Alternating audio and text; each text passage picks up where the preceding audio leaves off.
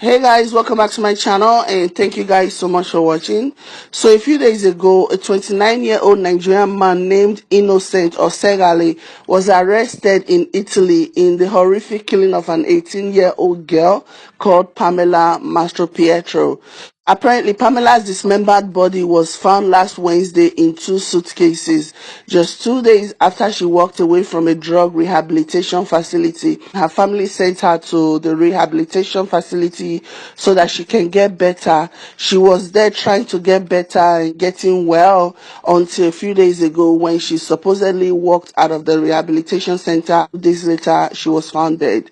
Meanwhile, after Pamela's body was found, suspicions began to fall on the local African community after witnesses came forward to say that they saw a 29-year-old asylum seeker with the suitcases in which Pamela's remains were found. However, Innocent, the alleged killer, has refused to talk to the police after he was arrested. And then on Saturday, a neo-Nazi anti-immigrant Italian man by the name of Luca started terrorizing the small town of Macerata, targeting black African immigrants in a 2-hour gun spree as a retaliation for the killing of Pamela.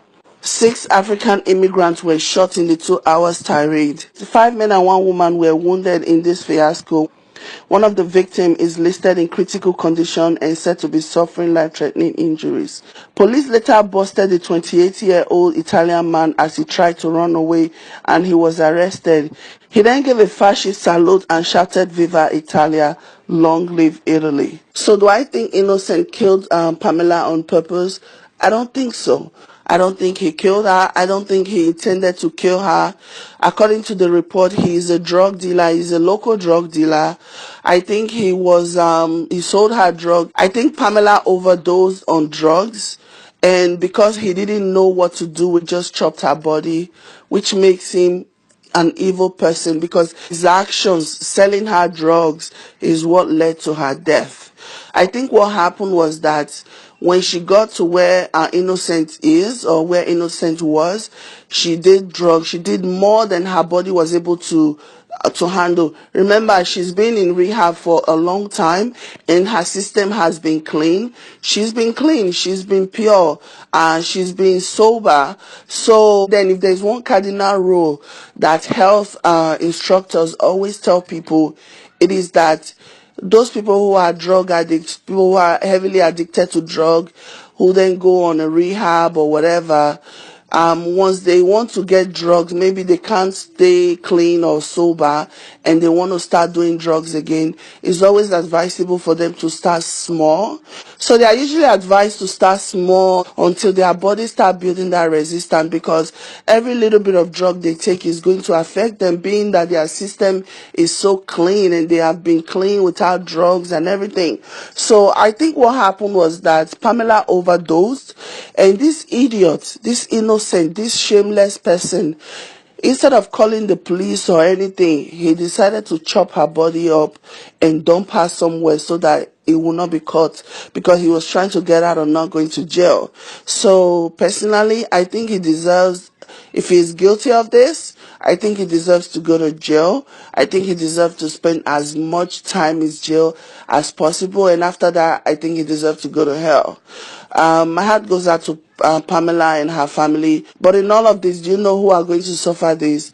Those immigrants, those people who are just minding their business, people who had absolutely nothing to do with drugs, innocent people who risk everything to come to Italy to start a new life, start a better life. You know, those are the people that are now going to suffer innocent decision to sell drugs. It's just, we already know that Nigerians are always getting a bad rap. You know, for this to happen, imagine all the international news agencies that have carried this story, you know, further painting Nigerians as bad, horrible people, even though the majority of us are really not that. The majority of us are kind, loving, hardworking, decent people. Just a few bad eggs that always have to show themselves. So in the end, my heart goes out to all the immigrants from Nigeria who are struggling, who are waiting for their paper, who are hoping to get their Italian residency so that they can have their life, so that they can start their lives, you know, because this is definitely going to affect them. And the government may want you to think that that this is not going to affect every other citizen or every other Nigerian person who is in Italy just doing their thing. It's going to affect it because it's just how it is. Even the politicians in Italy are now using these incidents to further their anti-immigrant rhetoric. And then there's an election coming in March. There's an Italian election coming in March. So obviously this is going to play a role, as it always does, as well as should. But I really do feel sorry for all the Nigerians who are just really trying to survive, who are just trying to keep their nose clean, who by no fault of their own are going to be affected by this innocent behavior. You know, it's a shame. Imagine someone like Innocent leaving his country, risking his life, taking that treacherous journey to Libya, and then crossing the Mediterranean Sea in a dingy boat, and then getting rescued, only for him to arrive in Italy, instead of him to use it as an opportunity to start a new slate, to start a new life, you know, to clean the slate and start over. He decided to start selling drugs. And now his decision has killed a young lady, and that decision is also going to affect tons of Nigerians who are hoping to get that chance to actually start their life, to have their papers or whatever, you know. I mean, you can't blame the Italian government for now wanting to be really careful in vetting all these immigrants before giving them papers, because when you see something like this, it breaks your heart. So it's quite unfortunate, but it is what it is. You see, and what I don't understand with the likes of Innocent is how someone can risk his or her life on account of the suffering going on in their country, travel in the desert, cross a dangerous Mediterranean Sea in a dingy boat, and then get rescued only for them to come and start creating havoc. You are running away from your country because something is wrong with your country, because you say your country is not good, blah, blah, blah, blah, blah. And then you reach a Western country, you reach Europe, and then you see the way things are done, you see how everything is, you see there's the rule of law, you see the development and everything, and all of a sudden you want to destroy that society. Nobody's going to like that. Imagine if this were Nigeria. Imagine if the shoe was in the other foot. And then Europeans are flooding into Africa, into Nigeria for the same reason, because maybe things are not working fine in their countries.